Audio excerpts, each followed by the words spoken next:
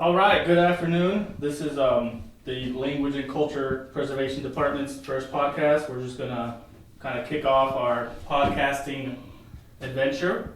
So the first thing we're gonna do is we're gonna introduce kind of the staff that'll be running it or being around the scenes. So I'll start off with myself. My name is Joel Carrasco. I work for the Culture and Language Department. I kind of just help them out with all their tech stuff, anything they need, these podcasts, etc. But that's my role. Joining me today is Dwight Howe, the program director of the Culture and Language Department. We also have Pierre Merrick here. He is our male speaker and interpreter. So we kind of go to him for all of our language needs. And then also joining us is the director of the Family Resource Center, Calvin Harlan, among other things. But then I'll kind of pass the microphone to everyone so they can kind of talk a little bit more about themselves. We'll start off with Dwight. You want to go ahead and introduce yourself, Dwight? Well, good afternoon. This is our first podcast. We're going to cover language and cultural preservation, and then other topics as they come along. We want to interview elders. Stories and cultural preservation is just as important. They're intertwined with the language. So that's kind of where we are with this. This program is funded by the Administrator for Native Americans, ANA. And we're one of 4 tribes that got awarded this 3-year program. All right. Well, thank you for that, Dwight. And then I'll go over to Pierre. Pierre, if you want to talk a little bit about yourself or anything you want to kind of say right away. Yeah, good afternoon. Today, glad to be here, be a part of this. We're working towards keeping our language going strong within our children, our adults. We want to encourage and help develop new, pillars of families. Today, a lot of our younger people are not really taking their position in ways of giving names and naming ceremonies and things. But we want to help. We want to help develop this new age of young people to come forward and to start doing these things. And to understand, we're going to be doing these podcasts and explaining and encouraging our younger people to take a stand in the circle. But I'm glad to be here. I'm a lifetime. Well, I've left the reservation several times in my life, but most of the time I've been here on the res, born and raised in Macy. All right. Well, thank you for that, Pierre. Then we're going to turn over to Calvin. All right, Calvin. Yeah, it's an honor to be here this afternoon with my brothers and kicking off this podcast format series of podcasts we're going to be doing from the program here. As the executive director of FRC, this is one of our major programs under the FRC umbrella, and we really want to see it succeed and reach out to people. And in looking at our other tribes, those tribes around us, they seem to have a real good handle of the electronic format on how they do this thing. They get things on their little radio stations and things like that. And so this is our way of reaching out to our people through our social media, however we can do that. And just like these 2 gentlemen here that spoke earlier, this is something that we really need to do for the sake of our children, for the sake of our elders, but for the sake of all of our people and our future. I envisioned not only language but culture, because culture and language are one and the same. With culture we get spirituality, and we gain wisdom, and those elders that have gone on before us, they did this throughout the course of their lifetimes. And today, we've kind of taken on this new role of living in this white man world and almost living like the white people and forgetting the norms and the values of who we are as Omaha people, Omahas, umaha nyashinga omoni dai todik, as they say like that. And we struggle, we try hard, and for us, it's hard to fit into two worlds sometimes because the traditional cultural teachings that we have at home, we're slowly losing them, and in doing that, we're getting ourselves into trouble in the mainstream, and we're starting to float. And we had a purpose back there, and we were instilled that purpose about what we were going to do with our lives when we were 11, 12, 13 years old. Way back there, they used to put us on a hill, and from that journey, you came down, and you kind of knew what your life was going to be like, filled with goodness. Try to be good to one another, talk good to each other, like that. Those things, we kind of want to reinstill that. Do this electronic format to where maybe one day a child has a question, they can go to this website or whatever and pull something out that something said, something was said here. Not only by us three, but then by the community. The community is welcome here to come and be a part of these podcasts to provide their input. Our clans, our clan leaderships, our clan songs, our clan spiritual leaders, all of these things we used to have. And we want to kind of reinstill those teachings, reinstill those values. And for us, this is a real good start. We have a time frame to follow, and so we really need to stick with that time frame. So this will be a series of podcasts centered around and based on a language and culture. Gategahu. All right, well, thank you for that, Calvin. How about next week to kind of talk about the plans that the program has to facilitate our goals? So if Dwight or Pierre want to go ahead and lead the charge on this one.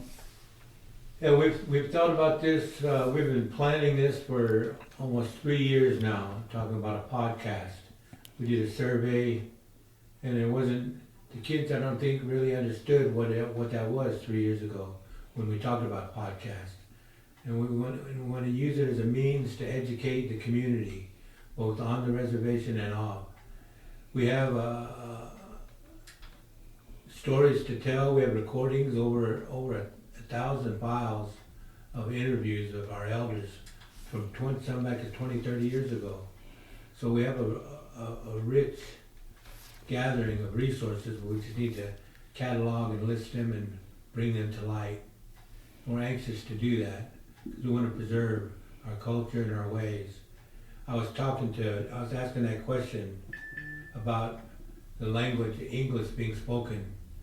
We've had a Presbyterian school here since the late 1800s. And so that's been quite a while that English was a priority. And now we're trying to change the course of that and bring our culture and language back. It's important to do that because we want to do these series of podcasts. We want to talk about what my brother Calvin was talking about, how we treat each other, how we greet each other. There's no cuss words in our language. How we try to be good to one another. We want to bring those old ways up to light. We can't make people be a certain way, but we can show them, we can give them options, opportunities to follow that. Our resources that we have today from the past, there have been a lot of our own tribal people have written books, have done language studies like at the Macy School and the college. A year ago, or more than a year ago, the Omaha Tribal Council declared the state of emergency in our language 2 years ago. Anyway, from there they developed or made a resolution to develop a language and culture department. And that's what we are.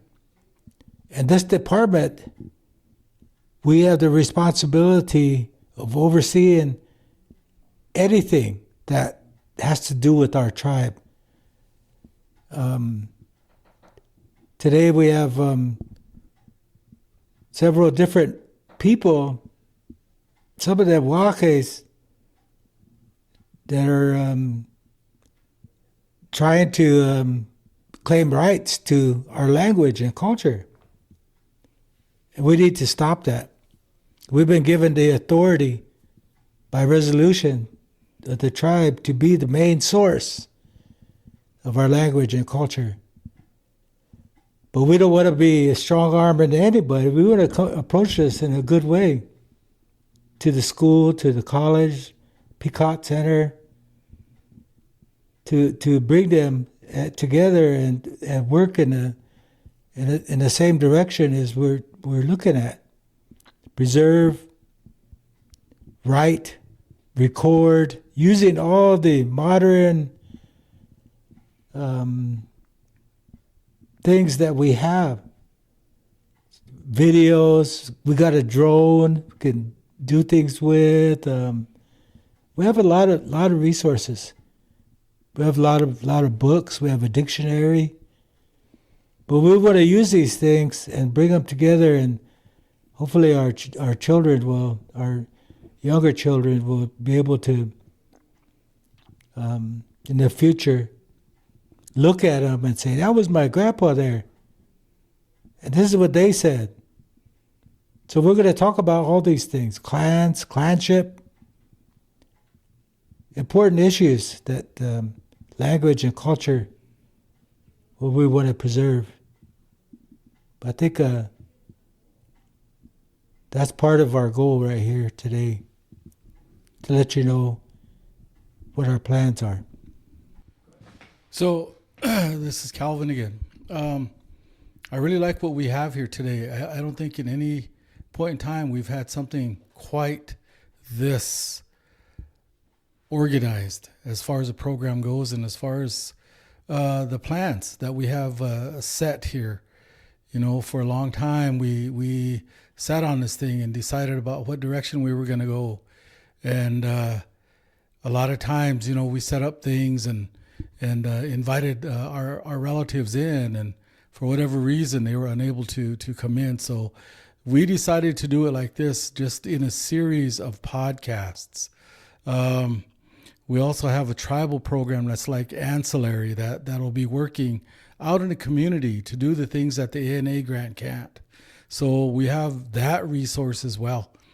But one of the biggest things is, and I think Brother Pierre said it, we're trying to generate this interest.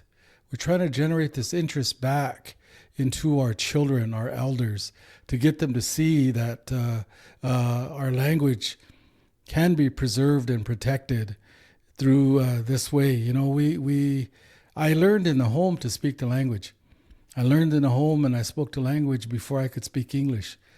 So I've learned from the home rather than the classroom.